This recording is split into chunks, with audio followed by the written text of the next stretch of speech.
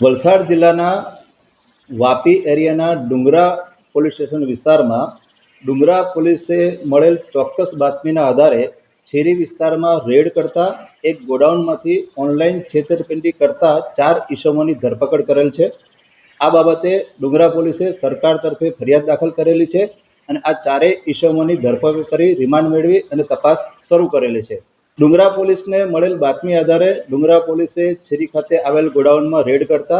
આ ગોડાઉનમાંથી 401 જેટલા બોક્સ મળી આવેલા, જે બોક્સમાં રદ્દી કચરો અને કાપડના ટુકડા ભરેલા હતા, તેમજ લેપટોપ મળી આવેલા અને 4 ઈસમો મળી આવેલા, જેઓની પ્રાથમિક પૂછપરછમાં ડુંગરા પોલીસને જાણવા મળેલ કે આ ચારેય ઈસમો ભેગા મળી અને એક સ્તુતિમંત્ર.shop નામની વેબસાઇટ બનાવેલી। આ વેબસાઇટમાં ઇમિટેશન જ્વેલરીની જાહેરાત આપતા હતા અને જે ગ્રાહકો આ જાહેરાત દ્વારા ઓનલાઈન ઓર્ડર આપતા હતા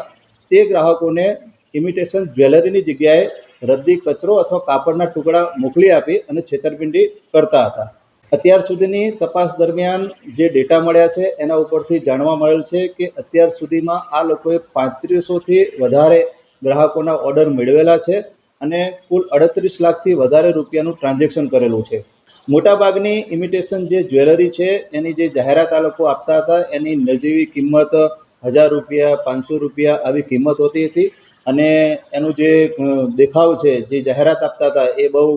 આકર્ષક હોય, જેથી ગ્રાહકો લલચાવી જતા હતા અને 1000 રૂપિયાની કિંમતનો ઓર્ડર આપી દેતા હતા અને જ્યારે ગ્રાહકો છેતરાતા હતા ત્યારે આવી નાની રકમના કારણે કોઈ ગ્રાહકો જલ્દીથી ફરિયાદ કરતા ન હતા। પરંતુ આ બાબત જ્યારે ડુંગરા પોલીસના ધ્યાને આવી ત્યારે ડુંગરા પોલીસે પ્રોએક્ટિવ બની અને આ જગ્યાએ રેડ કરેલી છે અને સરકાર તરફે ફરિયાદ દાખલ કરેલી છે અને ચારેય આરોપીઓની ધરપકડ કરેલી છે। આરોપીઓ હાલ રિમાન્ડ ઉપર છે।